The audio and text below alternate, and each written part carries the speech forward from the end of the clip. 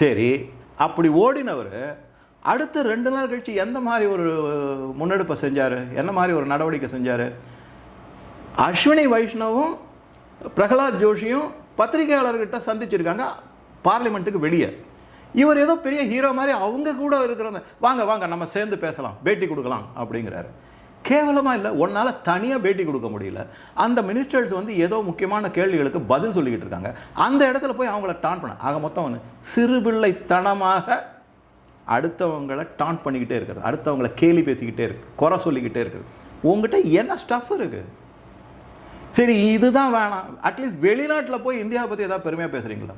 ஒன்றும் கிடையாது. கேவலமாக பேசுறது. எந்த பெண் எம்பி உங்களுக்கு தெரியுமா தெரியாது, பல பேருக்கு படிச்சிருப்பாங்கன்னு நினைக்கிறேன்.